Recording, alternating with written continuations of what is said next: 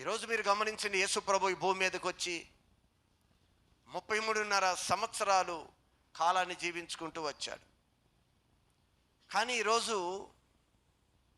మనకు తెలిసింది ఏమిటి అంటే 3.5 సంవత్సరాలు ఆయన ఈ భూమి మీద ఏం చేశాడు? పరిచర్య చేశాడు అని, లేదా ప్రయాసపడ్డాడు అని, కలువరి సిలువలో 6 గంటలు మహాశ్రమ అనుభవించాడు అని మనందరం మాట్లాడుకుంటూ ఉంటాం. ఒక్క నిమిషం మనం ఆలోచిస్తే, యేసు ప్రభు శ్రమ పడింది ఎన్ని గంటలు? ఎన్ని గంటలండి? మాట్లాడాలి. ఎన్ని గంటలు? 6 గంటలు. 6 గంటలేనా ప్రభు ప్రయాసపడింది ఈ సిలువ యాగాన్ని జరిగించటానికి? మనందరినీ ప్రేమించి ఆయన శ్రమ పడిన కాలము 6 గంటల 3 గంటల అంటే 6 గంటలు 3 గంటలు కాదు. ఆయన 33.5 సంవత్సరాలు ఆయన ప్రయాసపడ్డాడు ఈ భూమి మీద. యేసుక్రీస్తు యొక్క ప్రతి కదలిక, ఈ భూమి మీద ప్రభు జన్మించాడు, ఆయన యొక్క ప్రతి కదలిక కూడా పరలోకము నుంచి వస్తున్న ఒక నడిపింపులోనే ఆయన ముందు కొనసాగాడు. సమస్తము పరలోకము యొక్క నడిపింపులో యేసుక్రీస్తు యొక్క ప్రతి అడుగు. ఫలాని ప్రదేశంలోకి యేసు వెళ్ళాడు, ఫలాని ప్రదేశంలో యేసు మాట్లాడాడు, ఫలానా సమయ స్త్రీ దగ్గరికి యేసు ప్రభు వెళ్ళాడు, లేదా వ్యభిచారం చేస్తున్న స్త్రీ దగ్గరికి యేసు ప్రభు వెళ్ళాడు. ఇలా కుంటివాడు, గుడ్డివాడు, రక్తస్రావం కలిగిన స్త్రీ, ఇవన్నీ కూడా తన 33.5 సంవత్సరాల కాలము యొక్క ప్రయాణం అంతటినీ కూడా పరలోకము ప్రభుని ఆజ్ఞ ఇచ్చి యేసు ప్రభు నడిపించుకుంటూ వెళ్ళిపోతుంది. అందుకే యేసు ప్రభు సందర్భంలో అంటాడు, నా చిత్తము ప్రకారము నేను ఏది చేయటం లేదు అని చెప్తాడు. ఒకసారి ఆ మాట జ్ఞాపకం ఉంటే చదవండి. నా అంతట నేను ఏమీ చెయ్యలేదు, నేను వినున్నట్లుగానే తీర్పు తీర్చుచున్నాను. నన్ను పంపిన వాని చిత్తమును నేను నెరవేరుస్తాను, కానీ నా ఇష్టము ఏది కూడా నేను చెయ్యకోరను, నేను చేయలేదు. అంటే యేసు ప్రభు యొక్క 33.5 సంవత్సరాల యొక్క ఈ భూమి మీద కదలిక అంతా కూడా పరలోకము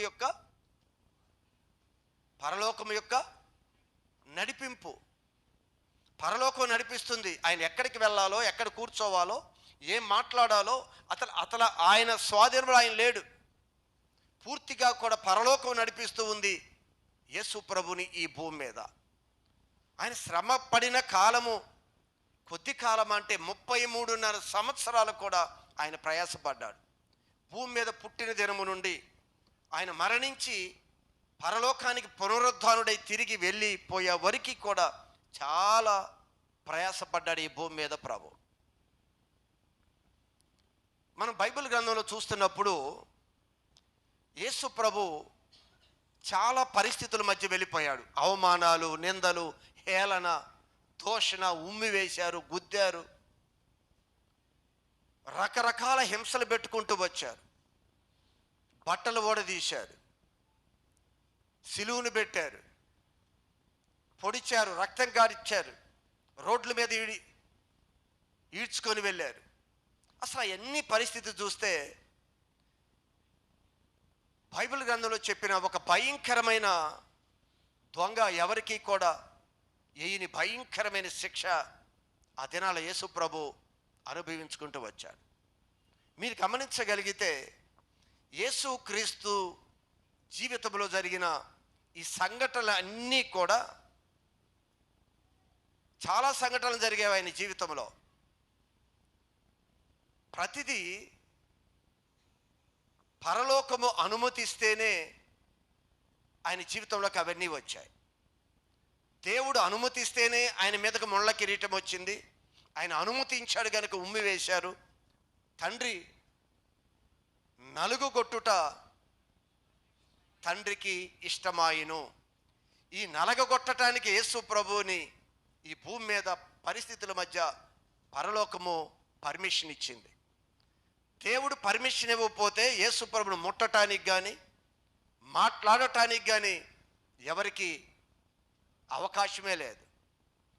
ప్రతిదీ కూడా పరలోకము పర్మిషన్ ఇచ్చింది కనుక ఈరోజు యేసు ప్రభు మీద ఇవన్నీ జరిగాయి. కానీ యేసుని కలువరి శిలువలోకి ఎక్కించటము అనేది మానవుడి వల్ల కాదు. అది మనం చాలా జాగ్రత్తగా వాక్యాన్ని పరిశీలించకపోతే అసలు దేవుడు ఎందుకు ఆ సమయంలో మాట్లాడారు, నువ్వు దేవుడు అయితే కిందకి దిగు, హేళన చేస్తున్నారు ఆయన్ని. నువ్వు దేవుడు అయితే ఇది గుద్దారు కదా, ఎవరు గుద్దారో చెప్పు. ఆడుకున్నట్లుగా మనకు అనిపిస్తుంది, లోకానికి అంటుంది ఆయన దేవుడైతే అలా ఎందుకున్నాడు అని. కానీ పరలోకం పర్మిషన్ ఇచ్చింది కనుక ఈరోజు లోకం హేళన చేసి గేలి చేసి ఎగతాళి చేసి ఆయన్ని చివరికి కలువరి శిలువలోనికి తీసుకొని వెళ్ళారు. అందుకే క్రీస్తుని నలుగుగొట్టుట తండ్రికి ఇష్టమాయనో. పరలోకం పర్మిషన్ ఇచ్చింది కనుక ఈరోజు ఆయన మీద చెయ్యి వేశారు, ముళ్ళ కిరీటం పెట్టారు, కలువరి శిలువకి తీసుకొని వెళ్ళారు. లోకానికి ఇదేమి అర్థం కాలేదు. నీకు చేతవ్వా, శిలువ మీద నుంచి నువ్వు దేవుడు అయితే కిందకి దిగు, పిచ్చి ప్రశ్నలు వేస్తూ ఉన్నారు. ఆయన ప్రాణాన్ని కాపాడుకొనటానికి భూమి మీదకి వచ్చాడా, ప్రాణం పెట్టడానికి వచ్చాడా? ఆయన ప్రాణం పెట్టడానికి వచ్చాడు. కానీ లోకం అర్థం కాకుంటుంది, నిన్ను కాపాడుకోలేవా అంటుంది. కాపాడుకోలేకపోవటానికి కదా, లోకాన్ని కాపాడుకొనటానికి నీ భూమి మీదకి వచ్చాడు, తనను కాపాడుకొనటానికి కాదు. లోకంలో ఉన్న ప్రతి మానవుణ్ణి ఆయన విమోచించి సంరక్షించడానికి ఆయన భూమి మీదకి దిగి వచ్చిన దైవ మానవుడు. చూడండి బైబిల్ లేఖనాల్లోనికి, హెబ్రీ పత్రికలోనికి 2:14 ఒకసారి రండి. హెబ్రీ పత్రిక 2వ అధ్యాయము 14వ వాక్య భాగము. ఆ పిల్లలు రక్త మాంసములు కలవారైనందున, జాగ్రత్తగా నా వైపు చూస్తూ మీరు ఆలకించండి, తర్వాత మీ లేఖనాల్లో మీరు దాన్ని పరిశీలించుకుందరు. ఇప్పుడు మన ఉత్తర ప్రత్యుత్తరాలుగా కూడా మనం చదివాం కదా, జాగ్రత్తగా మీరు గమనించండి. ఆ పిల్లలు రక్త మాంసములు కలవారైనందున, అది పిల్లలు ఈ భూమి మీద ఉన్న మనుషులందరూ కూడా రక్త మాంసములు కలవారైనందున ఆ ప్రకారమే మరణము యొక్క బలము గలవాని, ఆ ప్రకారమే అంటూ కింద వచ్చినాన్ని ఇక్కడ యాడ్ చేసుకోవచ్చు. ఆయన కూడా రక్త మాంసములు కలిగిన వాడిగా పాలివాడాయను. ఆ పిల్లలు జాగ్రత్తగా మీరు గమనించాలి. ఆ పిల్లలు అంటే ఈ భూమి మీద ఉన్న వారందరూ కూడా దేవుని పిల్లలు. మనమే కాదు, ఏమండి, అన్యులు దేవుని పిల్లలా, మనం దేవుని పిల్లలమా? ఏంటి చెప్పాలి? అందరూ దేవుని పిల్లలే. వారు త్రోవ తప్పిన వారు, అందరము త్రోవ తప్పారు అని బైబిల్ చెప్తుంది. త్రోవ తప్పిన వారిలో కొంతమంది త్రోవలోనికి వచ్చారు, మిగిలిన వారందరినీ కూడా అదే త్రోవలోనికి నేను తీసుకుని వస్తాను అని ప్రభు మాట్లాడుతున్నాడు. అందుకే ఆ పిల్లలు అంటే భూమి మీద ఉన్న వారందరూ కూడా దేవుని పిల్లలు. ఈ పిల్లలందరూ కూడా రక్త మాంసములు కలిగిన వారు, అంటే శారీరకమైన ఒక బలహీనత కలిగిన వారు ఈ పిల్లలందరూ కూడా. అయితే దాని గురించి బైబిల్ ఇక్కడ మాట్లాడుతున్న మాట ఏమిటి అంటే, ఆ పిల్లలు రక్త మాంసములు కలవారైనందున ఆ ప్రకారమే ఆయన కూడా, యేసు కూడా రక్త మాంసములలో పాలివాడాయను. అంటే రక్త మాంసములు కలిగిన వాడిగా ఆ భూమి మీదకి వచ్చాడు. ఆ తర్వాత కంటిన్యూ చేయండి. ఆయన ఎంత మాత్రమును దేవదూతల స్వభావమును ధరించుకొనక, అది దేవదూతల స్వభావమును ధరించుకొనక, అంటే దేవుడుగా ఆయన భూమి మీదకి రాలేదు, దేవదూతలు లాగా శక్తి కలిగిన వాడిగా కూడా ఆయన భూమి మీదకి రాలేదంట.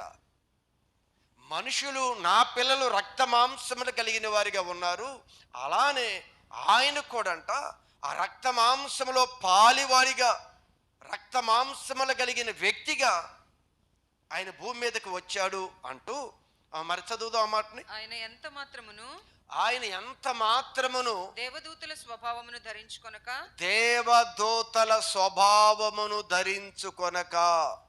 చల్లగా ఉంది, నిద్ర వస్తుందేమో, అందుకే వేడిగా ఉండటానికి ఈరోజు ఏకాంత ప్రార్థనలో పెట్టాం. ప్రభు గత్సమనే తోటలో ఎంత వేడి, ఎంత రోదన చేసి ఆ తోటలో ఆయన చెమట రక్తముగా కారే విధంగా ఆయన ప్రార్థన చేశాడో, ఈరోజు అదే అనుభవంలోనికి కూడా ఒకసారి గత వారాలు కొత్త సంవత్సరాల నుంచి అది కూడా మనం చూస్తూ మన పిల్లలు ముందుకు వెళుతూనే ఉన్నారు. ఆ గత్సమనే తోట యొక్క అనుభవంలోనికి ముందు కొనసాగుతూనే ఉన్నారు. ఈరోజు కూడా అందుకే 10 గంటల నుంచి సాయంత్రం 5 గంటల వరకు ప్రైజ్ అండ్ వర్షిప్, దేవుణ్ణి ఆరాధించటానికి ఆ ప్రదేశంలోకి చాలామంది అబ్బాయి ఎండలండి, వడగాలులు. ప్రభు కొరకు మన ప్రయాస ఎంత? సౌఖ్యంగా ఉంటే ఆరాధిస్తామా? శ్రమగా ఉంటే ఆయన ఎవరో నాకు తెలియదని దూరంగా పారిపోతామా? అందుకే భక్తులను మరణం వరకు తన ప్రాణాన్ని లక్ష్య పెట్టలేదంట వారు. మరి ఏసీలు వేసేసరికి మనకి నిద్ర వచ్చేస్తుంది. జాగ్రత్తగా నేను ముగించి వేస్తాను. సిలువలో పడిగిన 7 మాటలు కాదు, కానీ ప్రాముఖ్యమైన వాస్తవాలు ఎన్నో ఉన్నాయి బైబిల్ గ్రంథంలో.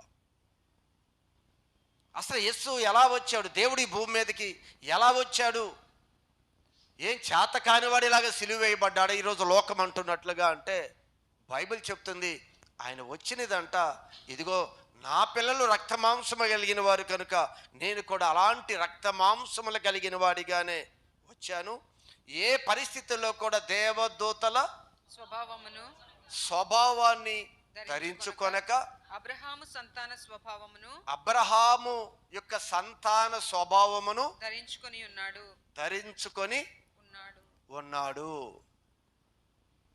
ఏ స్వభావాన్ని ధరించుకొని ఉన్నాడు ఇక్కడ అంటే, ఆయన దేవుడే దైవ మానవుడిగా ఈ భూమి మీదకి వచ్చాడు. ఏ విధంగా దైవ శక్తిని ఆయన ఉపయోగించలేదు. మనలాంటి వాడిగా ఆయనకి ఎన్నో కోపాలు వచ్చి ఉంటాయి, ఉద్రేకాలు వచ్చి ఉంటాయి, ఎన్నో ఎమోషన్స్ వచ్చి ఉంటాయి. ఎందుకంటే మనకేమైతే ఉన్నాయో అవన్నీ కూడా యేసులో కూడా ఉన్నాయి. ఎందుకంటే మనలాంటి శరీరాన్ని ఆయన కూడా ధరించాడు కనుక ఆయనకి మనకి ఎన్ని ఎమోషన్స్ ఉన్నాయో దేవుడు క్రీస్తుకి అలాంటి ఎమోషన్స్ ఉన్నాయి. ఎందుకంటే ఆయన ఏ విధంగా దేవదూతల యొక్క స్వభావాన్ని కూడా ధరించలేదు, పూర్తిగా ఒక మానవుడులాగా ఈ భూమి మీదకి వచ్చాడు. అందుకే వాక్యాన్ని చాలా క్లారిటీగా మనకు అర్థం కావాలి. ఆయన కూడా మనలాంటి రక్త మాంసములు కలిగిన మనిషిగా వచ్చాడు. ఉమ్మి వేస్తుంటే ఏం చేస్తున్నాడు, దూషిస్తుంటే ఏం చేస్తున్నాడు, సిలువేస్తుంటే ఏం చేస్తున్నాడు, ఎలాంటి ప్రశ్నలు కాదు మనకి. ఆయన వచ్చినది మరణించటానికి, ఆయన భూమి మీదకి వచ్చింది మానవుడిగా వచ్చాడు. అయితే మనం ఈ చదివిన భాగంలో మరలా మొదటికి వద్దాం. అయితే శరీరాన్ని ధరించుకొని వచ్చాడు. ఆ పిల్లలు రక్త మాంసములు కలవారైనందున ఆ ప్రకారమే మరణము యొక్క బలము గలవానిని, అది ఆ పిల్లలు రక్త మాంసము కలిగిన వారిగా ఉన్నారంట. మరణము యొక్క బలము కలవానిని, మరణము యొక్క బలము కలిగిన వానిని అనగా అపవాదిని మరణము ద్వారా నశింపచేయుటకును,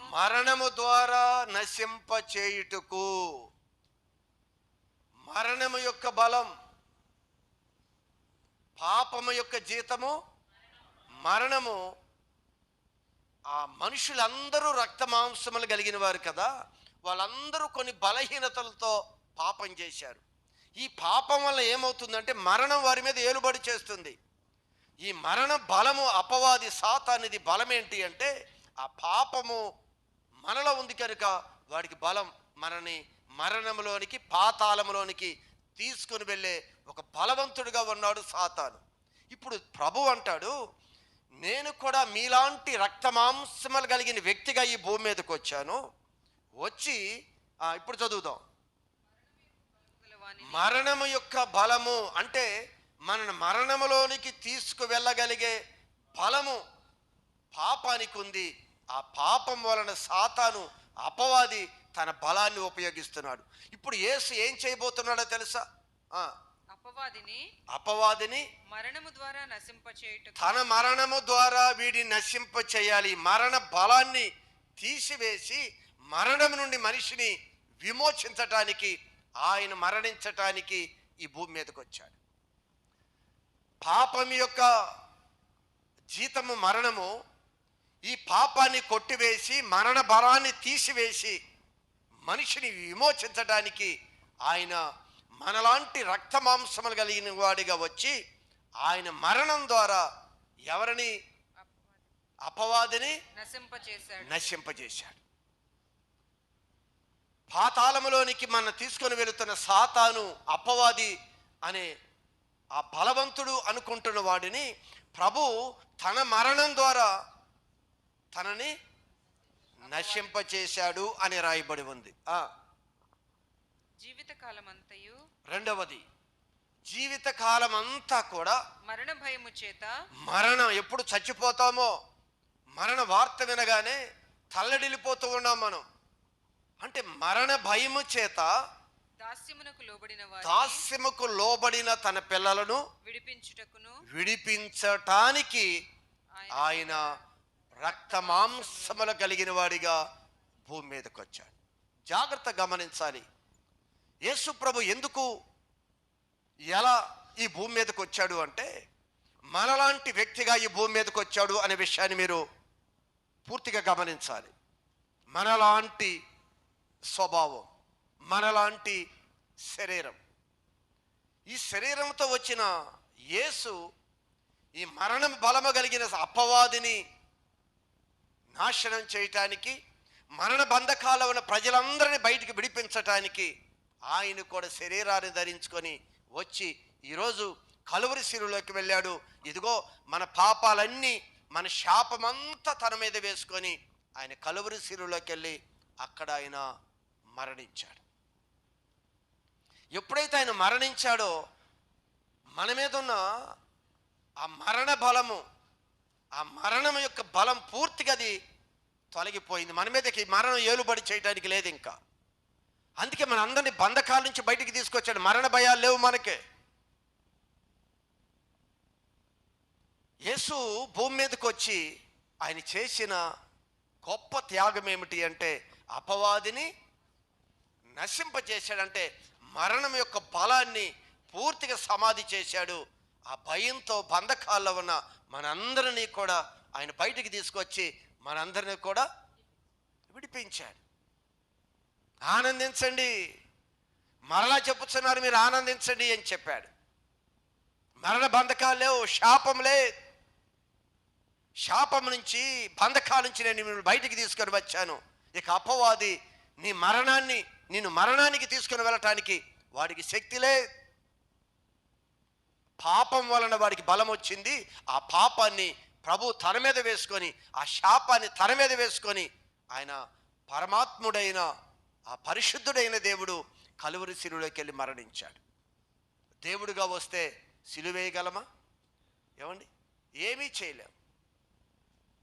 యేసు ప్రభు ఈ భూమి మీద ప్రతి కదలిక పరలోకం యొక్క నడిపింపు. యేసు ప్రభు జీవితంలో జరిగిన ప్రతి సంఘటనకి పరలోకం పర్మిషన్ ఇచ్చింది కనుక ఆయన మీద చెయ్యి వేసిన ఏది చేసినా కూడా పైనుంచి పర్మిషన్ వచ్చింది కనుక మనం ఆయన మీద చెయ్యి వేయగలిగాం. అయితే ఇలా వచ్చిన యేసు ఈ భూమి మీద తన జీవితాన్ని ఎలా కొనసాగించాడో తెలుసా? చూడండి, ఇదే హెబ్రీ పత్రిక 5వ అధ్యాయము 7వ వాక్య భాగము. శరీరధారి అయి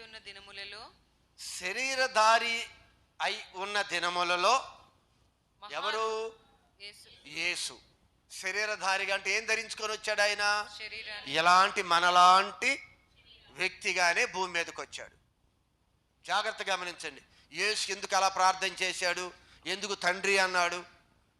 ఇవన్నీ కూడా ఆయన మనకు ఒక మాదిరి చూపిస్తున్నాడు. అసలు మనం ఎలా ఉండాలి, ఈ భూమి మీద మన ప్రార్థన అవ్వచ్చు, అసలు మనం ఎలా ఉండాలో ఆయన చూపిస్తున్నాడు ఇక్కడ.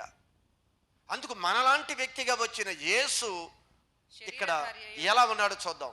శరీరధారిగా ఉన్న దినములలో ఎన్ని సంవత్సరాలు ఉన్నాడు శరీరధారిగా భూమి మీద? 33.5 సంవత్సరాలు శరీరధారిగా భూమి మీద ఉన్నాడు. అయితే శరీరధారిగా ఉన్న దినములలో మహారోదనతోను కన్నీళ్లతోను తన్ను మరణము నుండి రక్షింపగలిగిన వానికి ప్రార్థనలు యాచనలు సమర్పించి భయభక్తులు కలిగిన వాడిగా భూమి మీద ఉన్నందున ఆయన సిలువకి అంగీకరించబడెను. హల్లెలూయా, హల్లెలూయా. అప్పుడు యాగానికి ఆయన అంగీకరించబడ్డాడు. నీవు నేను అంగీకరించబడం. సిలువలోకి తీసుకుని వెళ్ళి బలియాగంగా మనం పనికిరాం. మనం పనికొస్తామా? లేదు. పాపము లేని పరిశుద్ధుడే ఈరోజు యాగం జరిగించాలి. అందుకే గొర్రెల యొక్కయు మేకల యొక్కయు రక్తము మనల్ని పరిశుద్ధపరచలేదు. ఎన్ని రకాల బలులు ఇచ్చినా, ఎన్ని రకాల కోళ్ళు కోసినా ఆ రక్తం మనం పరిశుద్ధపరచదు. కానీ పరమాత్ముడైన దేవుని యొక్క ఆ పరిశుద్ధ రక్తము ఈరోజు మన మీద ఉన్న పాపనంతటిని తీసి పరిశుద్ధపరిచిన ఆ రక్తం. అయితే ఇక్కడ ఏం గమనించాలంటే, మహారోదనతోనూ కన్నీళ్లతోనూ తనను మరణము నుండి రక్షింపగలిగిన వాడికి. మరణం ప్రభుకుందా? పాపం వల్ల వచ్చు జీతం మరణము. ఇక్కడ ప్రభు ఏమన్నాడు? తన గురించి చెప్తాడు. తన్ను మరణము నుండి రక్షింపగలిగిన వారికి ప్రార్థనలో యాచనలు చేస్తున్నాడు అని రాయబడి ఉంది. మరి తనలో పాపం ఉందా? పాపం ఉంటే కదా మరణం వేరుబడి చేసేది. పాపం ఉంటే మరణం వేరుబడి చేస్తుంది.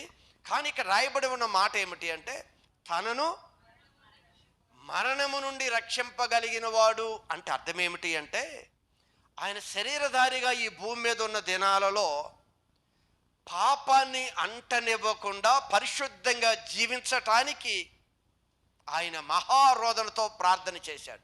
ఎమోషన్స్ వస్తున్నాయి ఆయనకు కూడా, మనలాంటి శరీరం కనుక ఆ పరిస్థితుల మధ్య మహారోదనతో ఒకవేళ పాపానికి వెళ్ళనివ్వకుండా, మరణం చేతిలోనికి వెళ్ళనివ్వకుండా ఆ పాపపు విషయంలో ఆయన మహారోదనతో ప్రార్థన చేశాడు. పాపం శరీరానికి టచ్ కాకుండా. అందుకే ఆయన శరీర దినముల్లో ఉన్న 33.5 సంవత్సరాలు కూడా ఆయన చాలా ప్రయాసపడ్డాడండి భూమి మీద.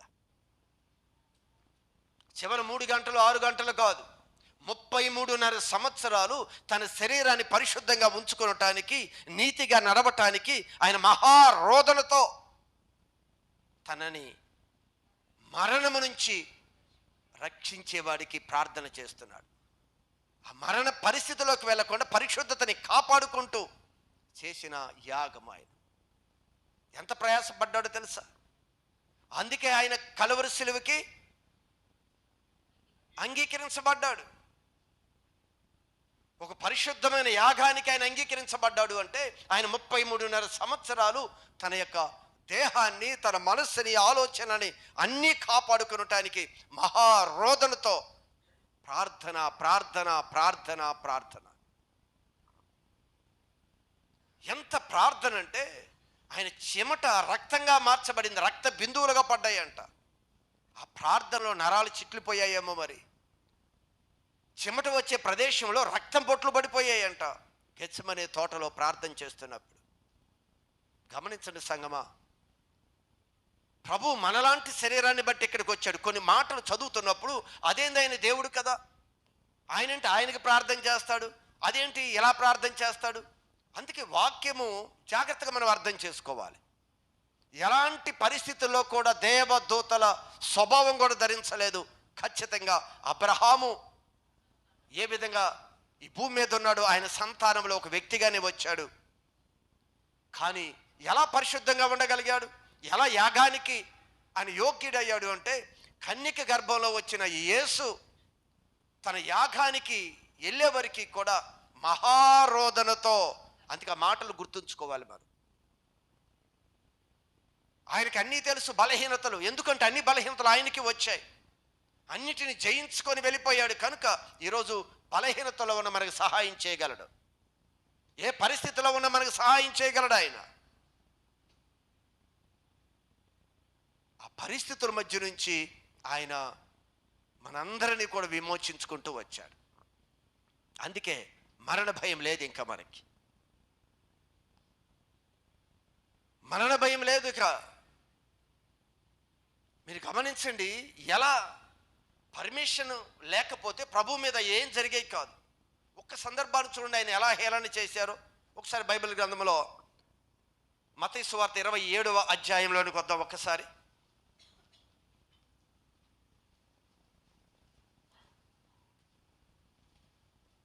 మత్తయి సువార్త 27వ అధ్యాయము 27వ వాక్య భాగం నుండి ఒకసారి చూడండి. అప్పుడు అధిపతి యొక్క సైనికులు యేసును అధికార మందిరంలోనికి తీసుకొని పోయి, యేసు ప్రభును పట్టుకున్నారు, అధికార మందిరంలోనికి తీసుకుని వెళ్ళారు. ఆయన యొద్ద సైనికులందరినీ సమకూర్చిరి. సైనికులు అందరినీ సమకూర్చిరి. వారు ఆయన వస్త్రములు తీసివేసి, యేసు యొక్క వస్త్రాలను వారు తీసివేసి ఆయనకు ఎర్రని అంగీ తొడిగించి. చూడండి, ఇదంతా నువ్వు ఆలోచిస్తున్నప్పుడు అదేంటి, ఆయన దేవుడు కదా, ఆయన ఎందుకు కాపాడుకోలేదు? అదేంటి ఆయన అలా చేస్తున్నాడు? లోకానికి అర్థం కాలేదు.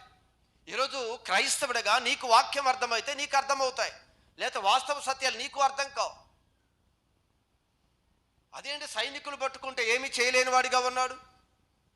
ఆయన ఒక యాగాన్ని నెరవేర్చటానికి వచ్చాడు గనుక వదకి తేబడిన గొర్రె వలె తల వంచాడంతే. అది జరగాలి. అందుకే కలువరి శిలువ ఆయన యొక్క పరలోకానికి వెళ్ళపోయే దినాలు దగ్గరికి వచ్చాయని గ్రహించుకొని ఆయన సిద్ధపడి యెరూషలేములోనికి బయలుదేరాడు. చీట్లు వేస్తారు, ఉమ్మి వేస్తారు, అమ్మో అని ఆగలేదు. అక్కడ రాయబడి ఉన్నది ఏమిటంటే పరలోకానికి వెళ్ళే సమయముకు దగ్గరికి అయింది అని యేసు ఎరిగి తను సిద్ధపరచుకొని యెరూషలేములోనికి సిలువ యాత్రకు బయలుదేరాడు.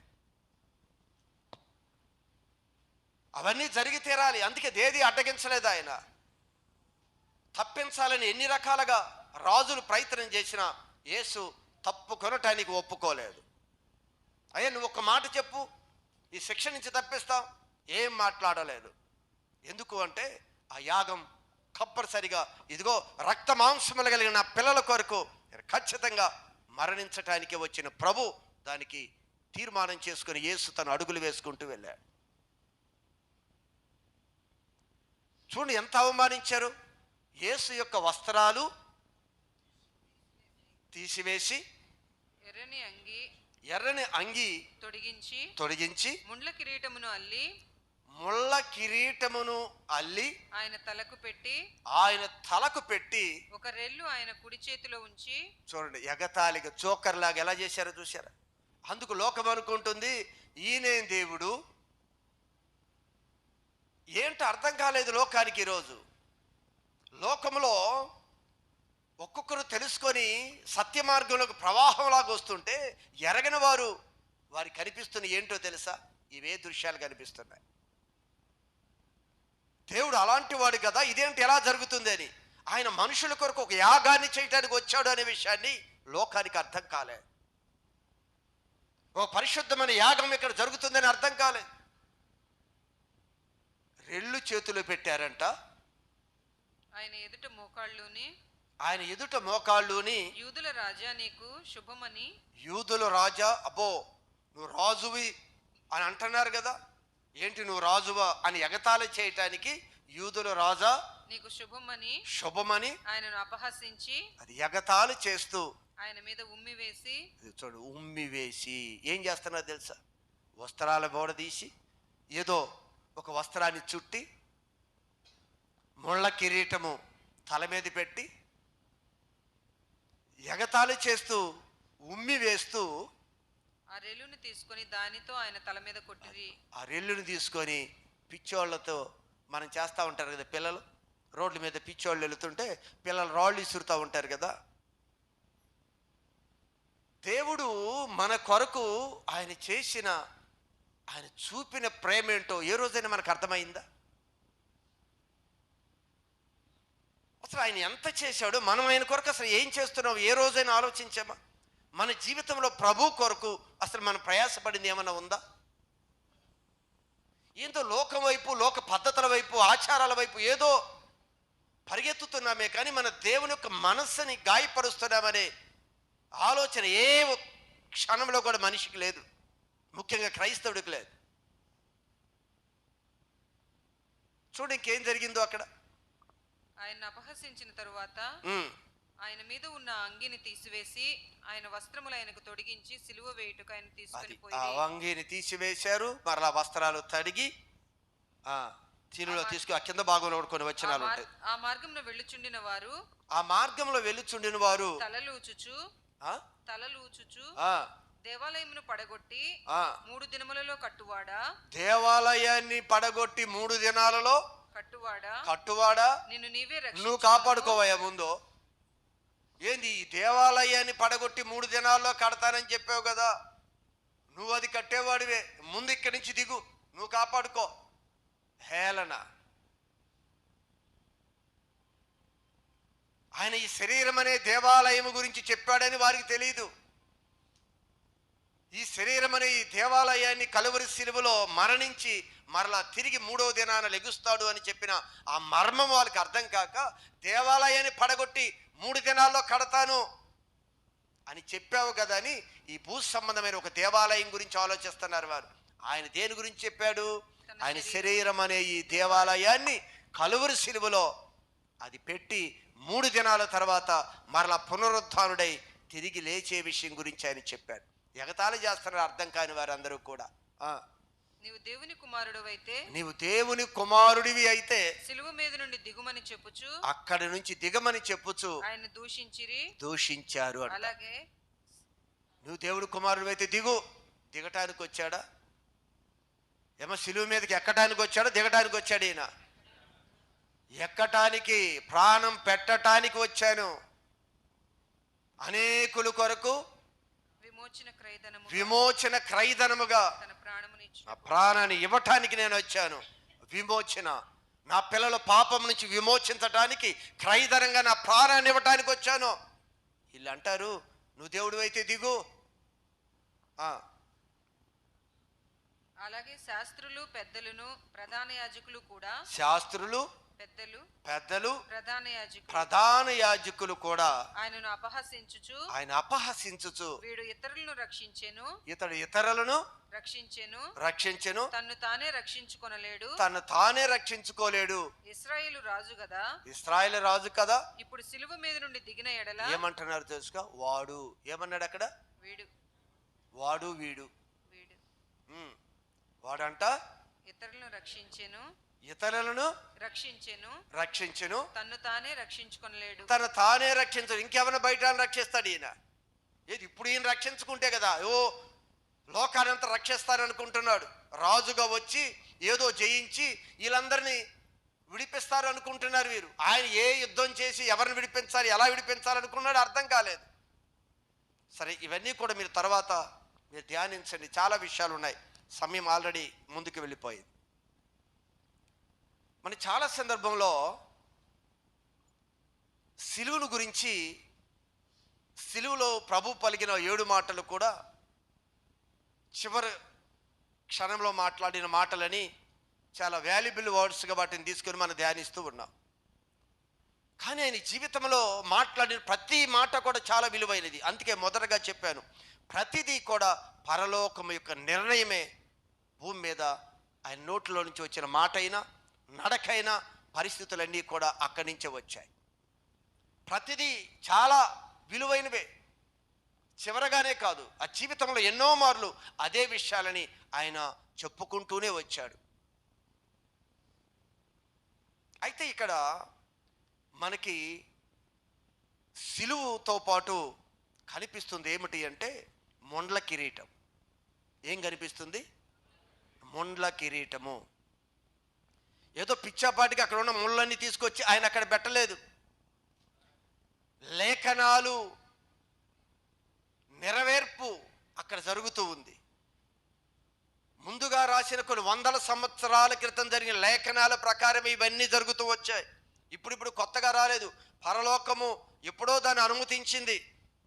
మనం అనుకుంటే ఏదో అక్కడ ఉన్న అలా చుట్టేసి ఆయన తల మీద పెట్టారు అని. ఆత్మ సంబంధమైన ఒక విషయాన్ని ఇక్కడ మీరు గమనించాలి. ఏమిటి ఈ ముళ్ళు? ఏమిటి ఈ ముళ్ళుని దేవుడు ఆయన శిరస్సు మీదకి తీసుకొని వెళ్ళాడు? ఏంటి ముళ్ళ కిరీటము అని మనం జాగ్రత్తగా ఆలోచిస్తే, ఆదాము తన భార్యతో కలిసి దేవుని సన్నిధిలో గడుపుతూ ఉన్నారు.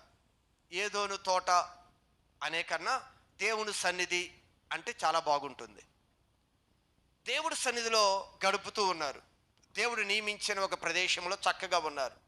కష్టం లేదు, బాధ లేదు, శ్రమ లేదు, ఏమీ లేదు. చాలా హాయిగా ఆనందంగా తొలి మానవుడైన ఆదాము హవ్వ ఇద్దరు భార్యాభర్తలుగా ఆ ఏదోను వనములో ఆ దేవుడి సన్నిధిలో చక్కగా ఉంటూ ఉన్నారు.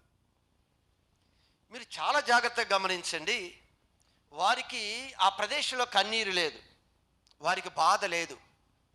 అంత చాలా ఆనందంగా ఉంటున్న సమయం అది. అయితే ఎప్పుడైతే దేవుడు మాటని అతిక్రమించారో, దేవుడు మాటకి లోబడలేదో, దేవుని యొద్ద తన తప్పుని ఒప్పుకోకుండా తను దాచుకొని కపటంగా ప్రవర్తించారో, అంటే ఒక విధంగా చెప్పాలి అంటే పాపము చేశారో. ఆయన మాటని అతిక్రమించడమే పాపం. ఎప్పుడైతే పాపము చేశారో వారి జీవితంలోకి ఏమొచ్చిందో తెలుసా? చూడండి ఒక్కసారి బైబిల్ గ్రంథాన్ని చూస్తే మీరు మత్తయి సువార్తలోనికి ఒక్కసారి ఆది కాండంలోనికి ఒకసారి రండి. 3వ అధ్యాయంలోకి. ఆది కాండం 3వ అధ్యాయము 17వ వాక్య భాగము. ఆయన దేవుడు ఆదాముతో నీవు నీ భార్య మాట విని తినవద్దని నేను నీకు ఆజ్ఞాపించిన వృక్ష ఫలములు తింటివి కనుక నీ నిమిత్తము నేల శపింపబడి ఉన్నది. నీ నిమిత్తము ఈ నేల ఇప్పుడు ఏమైంది? శపించబడింది. ఈ పాపం వలన ఇప్పుడు ఈ భూమి శపించబడింది. శాపం ఏంటో తెలుసా? ప్రయాసతోనే నీవు బ్రతుకు దినములన్నీ, నీ బ్రతుకు దినాలన్నీ దాని పంట తిందువు.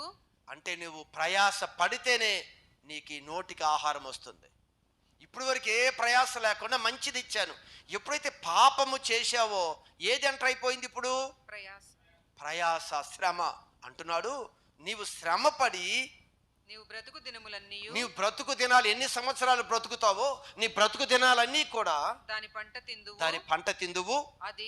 అది ముండ్ల తుప్పలు గచ్చ పొదలు నీకు మొలిపిస్తుంది. ఇప్పుడు ఏమొస్తాయి నీకు? ముళ్ళ తుప్పలు, గచ్చ పొదలు ఆ భూమి నీకు మొలిపిస్తుంది. దాన్ని నీవు సేద్యం చేసుకోవాలి.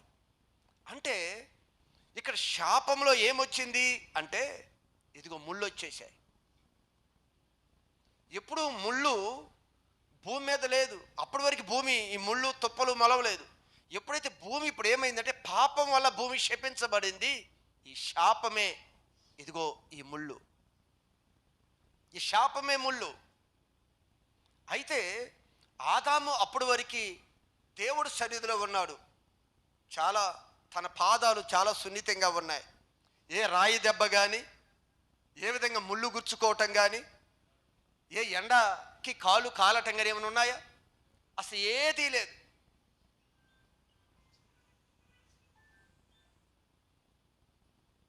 అసలు అరణ్యంలో ప్రయాణం చేసేటప్పుడు మేఘములోనే తన పిల్లలని చెప్పులు అరగకుండా, బట్టలు పాత గెలకుండా ఈ భూమి మీదే చేశాడు కదా. తొలి మానవుడు అప్పుడైతే అసలు ఏ శ్రమ లేదు మనిషికి. ఏ గుచ్చుకోవటమో, ఏ నొప్పో, ఏ కన్నీరో, బాధ లేదు. ఇప్పుడు ఏమొచ్చింది? పాపం వలన ఏమొచ్చింది? ఇదిగో శ్రమ వచ్చేసింది. భూమిని ముళ్ళు గచ్చబొదలిస్తుంది. అంటే ఈ భూమి మీదంతా నీ చెమట కార్చి నువ్వు ప్రయాసపడాలి. ఎప్పుడు బాధ, నొప్పి, దీనితోనే నువ్వు ఉంటావు అని చెప్పినప్పుడు దేవుని సన్నిధిలో నుంచి బయటికి వెళ్ళిపోయారు. దేవుడి సన్నిధి నుంచి బయటికి వెళ్ళిపోయారు. చెమట, నొప్పి, బాధ.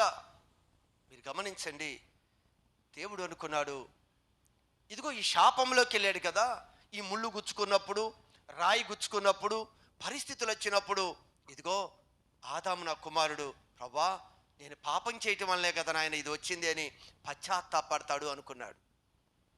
అయ్యా నా పాపం వల్లే కదా ఈ పరిస్థితి వచ్చిందని శ్రమపడి చెమటోరుస్తున్నప్పుడు, ఇదిగో నా పాపమే, నా స్థితే ఈరోజు నాకు ఇలా తీసుకొచ్చిందయ్యా, అంత ఆనందకరంగా నేను జీవించిన జీవితంలో తప్పు చేసి పాపం చేసి ఇలా చేశానని పశ్చాత్తాపడి కన్నీరు కార్చి దేవుని బతిమలాడుకుంటాడేమోనని దేవుడు చూశాడే కానీ ఆదాము తర్వాత వస్తే జనరేషన్ అంతా కూడా ఆ ముళ్ళు గుచ్చుకోకుండా చెప్పులు వాడటం ప్రారంభించారు. పరిస్థితిని సరి చేసుకోవటం కాదు, ఆ పరిస్థితి నొప్పి తగలకుండా దానికి రెమెడీ ఆలోచిస్తున్నారే కానీ దాని పూర్తిగా ఆ శాపం నుంచి నేను బయటికి రావాలనే ఆలోచన లేదు. ఈరోజు కూడా దేవుడు అంటాడు, దూరస్తులైన తన పిల్లలు సమీపస్తులుగా కావటానికి కొన్ని సాధనాలు కల్పిస్తున్నాడు అని గత దినంలో చాలాసార్లు నేను చెప్పాను. ఈ సాధనాలు కల్పిస్తున్నప్పుడు ఆ సాధనం నీకు బలహీనత అయినా, నీ కొన్ని పరిస్థితులు వచ్చి దేవుడి యొద్దకు తీసుకొని వస్తున్నా, నువ్వు దానిలో నుంచి బయటకు వచ్చే రెమెడీ ఆలోచిస్తున్నావే కానీ ఇది ఎందుకు వచ్చింది ప్రభువా, ఇదిగో నా తప్పేనేమో, నా పాపమేనేమో, నా అతిక్రమమేమో, ఎందుకు ఈ శ్రమ వచ్చిందయ్యా అని పరిశీలించుకోకుండా మనం కూడా ఏదో రెమెడీ, వాళ్ళు ముళ్ళు గుచ్చుకోకుండా మనిషి చెప్పులు వాడటం ప్రారంభించాడు. కానీ ఇంత శోధన వస్తుందే, శరీరంలో ఇంత నొప్పి వస్తుందే, దీనికి కారణం ఏంటి ప్రభా, నా శాపమే, నా పాపమే అని పశ్చాత్తాపడే మనసు లేక ఇదిగో దేన్ని ఉపయోగిస్తున్నాడు ఇక్కడ, చెప్పులు ఉపయోగించుకుంటూ దాన్ని తప్పించుకుంటున్నాడే కానీ పశ్చాత్తాపడే మనసు లేదు మనిషికి. పశ్చాత్తాపడే మనసు లేదు. ఈరోజు మీరు గమనించండి సంగమా, ఆ ముళ్ళు ఏదైతే ఆ ముళ్ళు మనకు కనిపిస్తున్నాయో ఆ ముళ్ళు విషయం ఒకసారి ఆలోచించండి. అదే ఒక దినాన మీకు అర్థం కావటానికి మోషే తన గొర్రెల మందను మేపుకుంటూ దేవుని పర్వతం మీదకి వెళ్ళినప్పుడు అక్కడ పొదంతా కూడా అగ్నితో నింపబడి ఉంది. అగ్ని బాగా మండుతుంది కానీ పొద అంటే ఏంటి? పొద అంటే అవి ముళ్ళే, అయ్యే గచ్చ పొదలే. పొద అంటే అది, పొదలోకి వెళ్ళం. ఆ పొద అగ్నిమయంతో ఉంది, మండుతుంది కానీ పొద అయితే ఇంకా కాలిపోలేదు. ఆ లోపల పొద, ఆ ముళ్ళు అలానే ఉన్నాయి, అగ్ని అయితే మండుతూ ఉంది.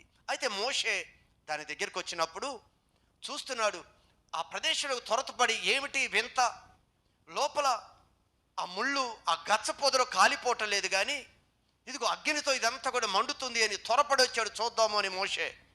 వెంటనే దేవుడు అన్నాడు, మోషే నీ కాళ్ళకున్న చెప్పులు నువ్వు విడిచిరా. నీకు అక్కడుండగా చెప్పులు అవసరమేమో, ఇదిగో నా సన్నిధిలోకి వస్తే నీకు చెప్పులు అవసరం లే. దేవుని యొక్క సన్నిధిలో ఆ ముళ్ళు కానీ ఆ నొప్పి కానీ ఏది ఉండదు. నీ చెప్పులు అక్కడి విడిచి ఇదిగో ఈ ప్రదేశంలోకి రా, ఇది పరిశుద్ధమైన స్థలము. ఈ స్థలము పరిశుద్ధ ప్రదేశము. పరిశుద్ధ ప్రదేశంలో చెప్పులు అవసరం లేదు. చెప్పులు విడువు అన్నప్పుడు పరిశుద్ధ స్థలంలోనికి చెప్పులు తీసుకురావద్దు అన్నాడు అని ఒక్క విషయం ఆలోచిస్తున్నాం కానీ దానిలో ఆత్మ సంబంధమైన మర్మం ఏమిటి అంటే, అదిగో ప్రభు అక్కడ ముళ్ళు లేవు. ఎందుకు చెప్పులు కావాలి మనకి? ఏదో రాయో ఏదన్నా ఏమి ఇబ్బంది లేకపోతే చెప్పులు కావాలా మనకి? ఏం అక్కర్లేదు. అందుకే ఇది పరిశుద్ధ స్థలం, చెప్పులీడు. గమనించండి, మోషే ద్వారా దేవుడు ఒక ధర్మశాస్త్రాన్ని ఇవ్వటానికి ఒక ప్రణాళిక రూపించాడు.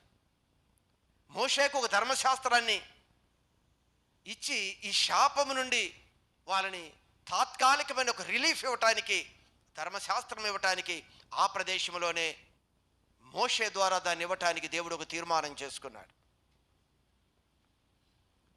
అది ఎంతవరకు ఆ ధర్మశాస్త్రము అంటే ఈ పూర్తిగా ఈ శాపాన్ని అది కాల్చివేయదు కానీ అది తాత్కాలికంగా అది మనకి ఆ ధర్మశాస్త్ర నియమంలో ఆ ముళ్ళు, ఆ శాపం మన మీదకి రాకుండా కాపాడటానికి ఆయనకు ధర్మశాస్త్రం ఇవ్వాలనుకున్నాడు.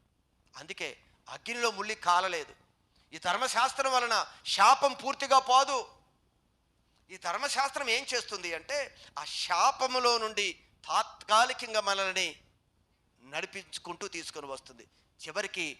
అందుకే యేసు ప్రభు కలువరి శిలువలోకి వెళ్ళేటప్పుడు ఆ శాపగ్రస్తమైన ఆ ముళ్ళని తీసుకొచ్చి ఆయన కిరీటంగా ఆయన తల మీద పెట్టారు. అది శాపం. మానవ జాతికి వచ్చిన ఆ శాపమే ఆ ముళ్ళు. ఆ ముళ్ళ కిరీటాన్ని తీసుకొని వెళ్ళి యేసు తల మీద ఒక కిరీటంగా పెట్టారు. ఆయన కలువరి శిలువలో మన శాపాన్ని కొట్టివేశాడు. ఆయన ధర్మశాస్త్రం ఏదైతే చేయలేదో దేవుడు దాన్ని నెరవేర్చాడు అని బైబిల్ చెప్తుంది. ధర్మశాస్త్రము తాత్కాలికంగా ఆ శాపము నుంచి మన కాపాడుకుంటూ వచ్చింది, కానీ శాపాన్ని పూర్తిగా అది కాల్చివేయలేదు. అందుకే అగ్ని మండుతుంది, పొదలో ఉన్న ఏ తుప్ప కాలిపోలేదు.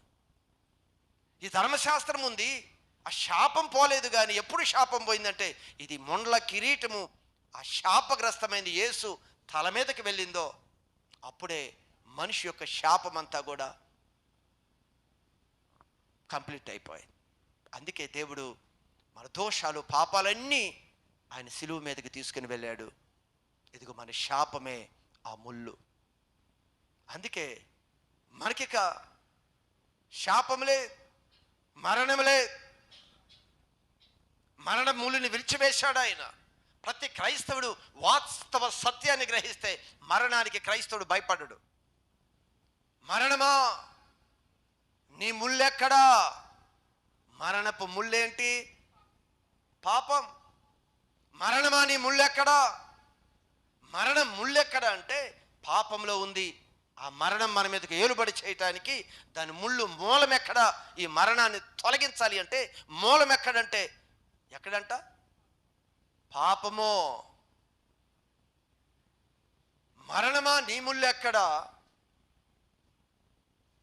ఆ ముళ్ళు క్రీస్తులో ఇరవబడింది. ఆ శాపం అనే ముళ్ళు యేసు తల మీదకి వెళ్ళింది. ఆ ముళ్ళుని కలువరి శిలువలో ఆయన పూర్తిగా శాపాన్ని తొలగించి మరణము నుంచి మనల్ని